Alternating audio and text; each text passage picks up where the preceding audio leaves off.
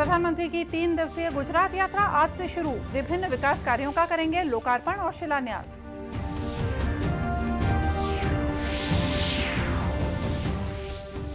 मुख्यमंत्री ने कहा कि प्रदेश में अवैध गांजा तस्करी रोकने के लिए ओडिशा सरकार से बातचीत की जाएगी।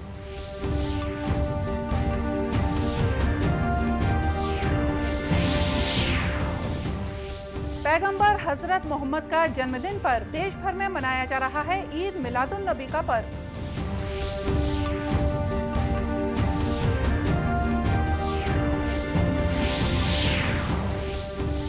और अपने अंतिम पड़ाव की ओर पहुंचा बस्तर दशहरे का पर्व। कुटुंब यात्रा का विधान हुआ संपन्न।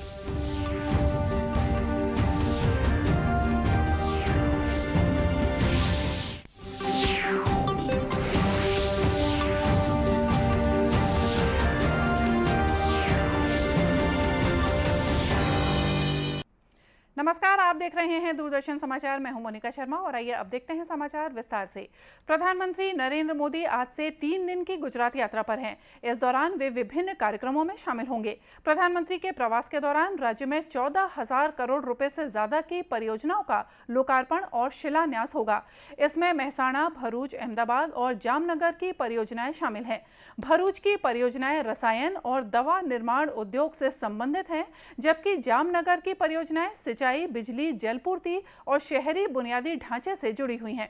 अपने गुजरात प्रवास के दौरान श्री मोदी मोढेरा को देश का पहला सौर ग्राम घोषित करेंगे। वे मोढेश्वरी माता मंदिर में पूजा अर्चना करेंगे और मेहसाणा के सूर्य मंदिर भी जाएंगे। इसके साथ ही अहमदाबाद में प्रधानमंत्री मोदी शैक्षणिक संकुल के पहले चरण का उद्घाटन करेंगे। मुख्यमंत्री भूपेश बघेल ने कहा है कि प्रदेश में अवैध गांजा तस्करी को रोकने के लिए ओडिशा सरकार से बातचीत की जाएगी। उन्होंने कहा कि राज्य में विकास कार्यों को गति मिलने के कारण प्रदेश में माओवाद की समस्या अब सीमित होने लगी है। कल प्रदेश के पुलिस अधीक्षकों के साथ बैठक में मुख्यमंत्री ने अधिकारियों से कहा कि विभिन्न जिलों में वहां होने वाले अपराध की प्रकृति के अनुसार कानून व्यवस्था को और मजबूत किया जाना चाहिए। मुख्यमंत्री ने कहा कि रायपुर, कोरबा और सुकमा जिले में पुलिस ने जो प्रयास किए हैं उसके अच्छे नतीजे सामने आए हैं। अवैध गांजा जो हमारा प्रदेश है वो ट्रांजिट एरिया पड़ता है। उड़ीसा से गांजा निकल के आता है और बस्तर से लेकर रायगढ़ तक और यहाँ से निकल के दूसरे प्रदेशों में जा रहा है। अभी तक के लगभग 1,10,000 किलोग्राम गांजा जब्त किया गया है। बड़ी उपलब्धि है, लेकिन इस मामले में उड़ीसा सरकार से अधिकारी स्तर से लगातार बातचीत हो भी रही है। इसके वहाँ जो उत्पादन हो रहा है उसे रोका जाए। महत्वपूर्ण बात यह है क्योंकि यदि वहाँ उत्पादन हो रहा है, अवैध रूप से खेती कर रहे हैं, तो जब तक कि नहीं रुकेगा तब तक के एक अवैध गांजा का परिवहन होता रहेगा। तो ज़रूरी ये है कि हम लोग भी उसमें CS साहब को भी और DG साहब को भी मैंने निर्देशित किया है कि उड़ीसा सरकार से बातचीत की जाए ताकि उसे रोका जा सके। श्री बघेल ने पुलिस अधिकारियों से कहा कि वे स्वयं मैदान पर उतरकर कानून व्यवस्था की निगरानी करें। इसके अलावा अपराध की अन्य घटनाओं को रोकने के लिए सभी थाना अधिकारियों के साथ नियमित रूप से संपर्क करने के लिए जरूरी कदम उठाएं। इसी कड़ी में आज मुख्यमंत्री ने कलेक्टरों के साथ एक बैठक की। उन्होंने कलेक्टरों से कहा कि वे नियमित रूप से तहसीलों का निरीक्षण करें और राजस्व प्रकरणों का निराकरण समय सीमा के अंदर करें। मुख्यमंत्री ने राजस्व विभाग द्वारा कर वसूली के अभियान को और तेज करने के निर्देश दिए। उन्होंने अधिकारियों से कहा कि राजस्व प्रकरणों में पिछले दिनों भ्रष्टाचार की कुछ शिकायतें सामने आई हैं। इन मामलों में तत्काल कड़ी कार्रवाई की जानी चाहिए। राष्ट्रीय स्वयंसेवक संघ RSS के स्थापना दिवस के मौके पर राजनांदगांव में स्वयं सेवकों ने पथ संचलन किया और समाज के कल्याण के लिए लोगों को प्रेरित किया। गौरतलब है कि RSS संघ की स्थापना 1925 में विजयादशमी के दिन की गई थी। तब से लेकर आज तक विजयादशमी के दिन RSS अपना स्थापना दिवस मनाता आ रहा है।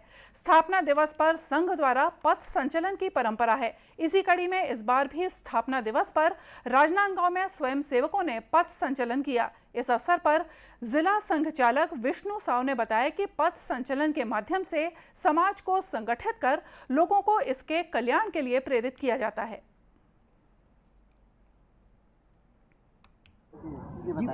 राष्ट्रीय स्वयंसेवक संघ राजनांदगांव नगर द्वारा यह आज विजयदशमी उत्सव मनाया गया है।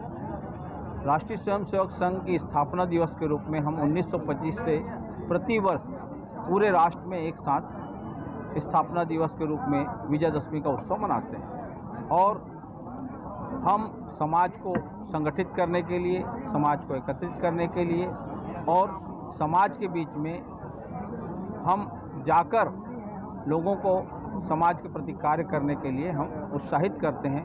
इसीलिए हम सब मिलकर पथ संचलन करते हैं कि सबका कदम एक साथ मिले, सब एक साथ चलें और एक साथ रहकर समाज का उत्थान करें, समाज का निर्माण करें। इसी उद्देश्य से हम लोग विजयदशमी उत्सव प्रतिवर्ष 1925 से लगातार पूरे भारत में मनाते हैं। पथ संचलन का शुभारंभ शहर के नगर निगम हाई स्कूल मैदान से किया गया। नगर भ्रमण के बाद ये पथ संचलन शाला परिसर में ही संपन्न हुआ। इससे पहले स्वयंसेवकों ने शस्त्र पूजन भी किया। आज महर्षि वाल्मीकि की जयंती देश भर में पारंपरिक श्रद्धा के साथ मनाई जा रही है। महर्षि वाल्मीकि ने आदि ग्रंथ रामायण की रचना की थी। उनकी जयंती पर देश के विभिन्न भागों में अनेक आयोजन किए जा रहे हैं। प्रधानमंत्री नरेंद्र मोदी ने वाल्मीकि जयंती के अवसर पर लोगों को शुभकामनाएं दी हैं। वाल्मीकि जयंती पर कानपुर में आयोजित एक विशेष कार्यक्रम में राष्ट्रीय स्वयंसेवक संघ के प्रमुख मोहन भागवत ने कहा कि समाज के सभी वर्गों को साथ जोड़कर ही हम आपस में एकता और भाईचारे को मजबूत बना सकते हैं। उन्होंने कहा कि महर्षि वाल्मीकि ने अपने जीवन से जो आदर्श पेश किया वो आज भी हम सब के लिए प्रेरणा का स्रोत है। अच्छा होने के लिए भी आपके अच्छा होने की समाज को भी आवश्यकता है। संघ के स्वयंसेवक इसको जानते हैं, वो आपके लिए सदा हाजिर है, सदा खड़े हैं। शाखा में जाइए, हमारे स्थानीय कार्यकर्ताओं से दोस्ती कीजिए, आना जाना रखिए। जब जो होना संभव है तब वो अपने आप होते चलेगा। ऐसा आप आगे बढ़ेंगे तो मुझे विश्वास है कि 10, 20, 25, 30 साल के बाद एक भगवान वाल्मीकि की जयंती ऐसी आएगी जिसको सारी दुनिया संपन्न करे। महाकाव्य रामायण के रचयिता महर्षि वाल्मीकि का जन्म आश्विन मास की पूर्णिमा तिथि को हुआ था। इसे शरद पूर्णिमा भी कहा जाता है। महर्षि वाल्मीकि के बारे में कहा जाता है कि वे संत बनने से पहले डाकू हुआ करते थे। तब उनका नाम रत्नाकर था। बाद में नारद मुनि से भेंट के बाद उनका हृदय परिवर्तन हुआ और उन्होंने सत्कर्म का मार्ग अपनाया। अपने पिछले कर्मों के प्रायश्चित के लिए उन्होंने कठोर तप किया। इस दौरान उनके शरीर पर दीमक की मोटी परत चढ़ गई थी, इसीलिए उन्हें वाल्मीकि नाम दिया गया। मान्यता के अनुसार छत्तीसगढ़ में बलौदाबाजार जिले के तुरतुरिया में वाल्मीकि आश्रम अभी भी मौजूद है। पैगंबर हजरत मोहम्मद का जन्मदिन आज ईद मिलादुन नबी के रूप में देश भर में पारंपरिक श्रद्धा और आस्था के साथ मनाया जा रहा है। इस मौके पर मुस्लिम समुदाय के विभिन्न संगठनों द्वारा जुलूस भी निकाले गए। आज दिल्ली में मुस्लिम समुदाय के लोगों ने पैगंबर हजरत मोहम्मद के जन्मदिन पर जुलूस निकाला, जो प्रमुख मार्गों से निकलने के बाद जामा मस्जिद में संपन्न हुआ। राष्ट्रपति द्रौपदी मुर्मू ने ईद मिलादुन्नबी पर देशवासियों के साथ ही खास तौर पर मुस्लिम समुदाय के लोगों को मुबारकबाद दी है। राष्ट्रपति ने अपने ट्वीट संदेश में कहा कि आज के दिन हमें पैगंबर हजरत मोहम्मद के जीवन से प्रेरणा लेकर परस्पर सद्भाव के साथ रहने का संकल्प लेना चाहिए। उपराष्ट्रपति जगदीप धनखड़ ने भी इस अवसर पर देशवासियों को बधाई दी है। वहीं प्रधानमंत्री नरेंद्र मोदी ने ईद मिलादुन्नबी के अवसर पर लोगों को बधाई देते हुए आशा व्यक्त की कि ये पर्व समाज में शांति, एकता और करुणा की भावना को आगे बढ़ाएगा। इसी कड़ी में आज छत्तीसगढ़ में भी अनेक आयोजन किए जा रहे हैं। राजधानी रायपुर के अलावा बिलासपुर, कोरबा, दुर्ग और जगदलपुर सहित विभिन्न स्थानों पर मुस्लिम समुदाय के लोगों ने जुलूस निकाले। इसी कड़ी में राजनांदगांव में भी इमाम चौक स्थित मस्जिद से जुलूस निकाला गया, जिसमें बड़ी संख्या में मुस्लिम समुदाय के लोग शामिल हुए। इस दौरान चौक चौराहों पर आकर्षक सजावट भी की गई थी। इस मौके पर छत्तीसगढ़ अल्पसंख्यक आयोग के सदस्य हफीज खान ने बताया कि पैगंबर हजरत मोहम्मद का जन्मदिन हम सभी के लिए आपसी प्रेम और भाईचारे का संदेश लेकर आता है। छत्तीसगढ़ वासियों और देशवासियों को बहुत बहुत मुबारकबाद देता हूँ। आज के दिन हजरत सल्लल्लाहु अलैहि वसल्लम के जन्मदिन हम सब मिलकर मना रहे हैं और उनके द्वारा जो बताए गए रास्ते हैं कि शांति से रहकर किस प्रकार आदमी को जीवन जीना चाहिए, उसको हम सब अपना कर उनसे प्रेरणा लेकर आज के जन्मदिन को हर्षोल्लास के साथ मना रहे हैं। और पैगंबर साहब ने जो रास्ता बताया है उसे हर मुस्लिम जो इस्लाम धर्म को मानने वाले हैं अपनाकर उनके रास्ते पर चलकर अपने जीवन यापन करा रहे हैं। पिछले 2 वर्षों के दौरान कोरोना संक्रमण की वजह से अन्य त्योहारों की तरह ईद मिलादुन नबी के मौके पर भी बहुत ज़्यादा जश्न और जुलूस के आयोजन नहीं हो सके थे। लेकिन इस बार कोरोना संक्रमण में आई कमी को देखते हुए मुस्लिम समाज के लोगों ने जुलूस निकाला और आपसी भाईचारे का संदेश भी दिया। कोरिया जिले के खड़गवां वन परिक्षेत्र में इन दिनों 40 से ज्यादा हाथियों का दल विचरण कर रहा है। इसे देखते हुए वन विभाग के कर्मचारियों ने ग्रामीणों को सचेत कर दिया है। वहीं स्थानीय वन कर्मचारी संवेदनशील इलाकों में ग्रामीणों के साथ रात भर गश्त भी कर रहे हैं। जिले के अनुविभागीय अधिकारी अखिलेश मिश्रा ने बताया कि हाथियों के उत्पात से खड़गवां और आसपास के ग्रामीण क्षेत्रों में कच्चे मकानों को नुकसान पहुंचा है, तो वहीं फसलों को भी जंगली हाथियों ने काफी नुकसान पहुंचाया है। कोरिया वन मंडल के खड़गवां में कोटिया बीट में आया है, 2-3 दिन हो गया है और स्टाफ की ड्यूटी रात दिन हम लोग लगाए हैं जिसमें किसी प्रकार की जन हानि न हो और ग्रामीणों को पूरा सतर्क रखे हैं। जन घायल के लिए हम लोग जो उनको कर रहे हैं, समझाइश भी दे रहे हैं, कोई हाथी के सामने जो न जाए। श्री मिश्रा ने बताया कि जंगली हाथियों के उत्पात से ग्रामीणों को बचाने के लिए वन विभाग द्वारा लगातार प्रयास किए जा रहे हैं। इसके साथ ही जंगल से लगे हुए ग्रामीण क्षेत्रों में हाथियों के विचरण पर लगातार निगरानी भी रखी जा रही है। 75 दिनों तक चलने वाले विश्व प्रसिद्ध बस्तर दशहरा पर्व अपने अंतिम पड़ाव की ओर है।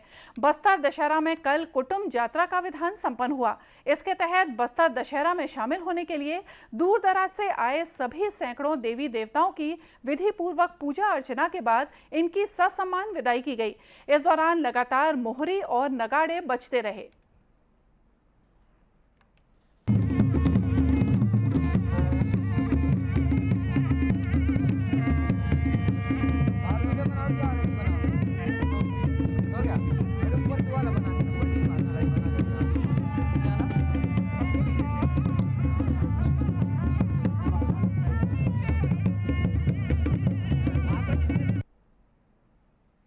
इस अवसर पर दंतेश्वरी माई के प्रथम पुजारी और राज परिवार के सदस्य कमलचंद भंजदेव सहित अन्य गणमान्य अतिथि भी उपस्थित रहे। इस रस्म के बाद बस्तर दशहरे में आए हुए पुजारी और श्रद्धालु अपने अपने स्थान पर लौटने के लिए रवाना होने लगे।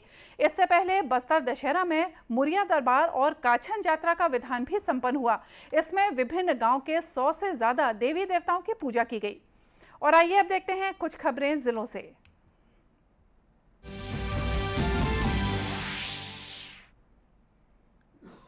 नारायणपुर जिले के अंतागढ़ इलाके में माओवादियों ने एक उप सरपंच को गोली मार दी। घायल अवस्था में इस ग्रामीण को कांकेर के जिला अस्पताल में भर्ती कराया गया है। माओवादियों ने चारगांव निवासी इस उप सरपंच पर पुलिस का सहयोगी होने का आरोप लगाया। फिलहाल उप सरपंच की हालत खतरे से बाहर बताई जाती है। घटना के बाद से पुलिस ने आसपास के इलाकों में चौकसी बढ़ा दी है।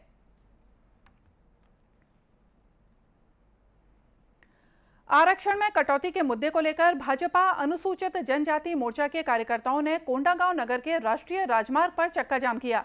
मोर्चे के प्रदेश अध्यक्ष विकास मरकाम ने आरक्षण में कमी के लिए राज्य सरकार को जिम्मेदार ठहराया। गौरतलब है कि छत्तीसगढ़ उच्च न्यायालय ने आदिवासियों के आरक्षण के मामले में राज्य सरकार के फैसले पर रोक लगाते हुए स्थानीय भर्ती को भी स्थगित करने को कहा है। बेमेतरा जिले के नांदघाट इलाके में हत्या के एक मामले में पुलिस ने मुख्य आरोपी को गिरफ्तार कर लिया है। गौरतलब है कि आरोपी ने पिछले दिनों आपसी विवाद के दौरान अपने मित्र की हत्या कर दी थी। आरोपी को पकड़े जाने के बाद पुलिस ने उससे पूछताछ शुरू कर दी है। आरोपी द्वारा अपना अपराध स्वीकार किए जाने के बाद पुलिस ने उसके पास से हत्या में इस्तेमाल किया गया टंगिया भी बरामद कर लिया है। और इसी के साथ ये समाचार बुलेटिन यहीं समाप्त हुआ। नमस्कार।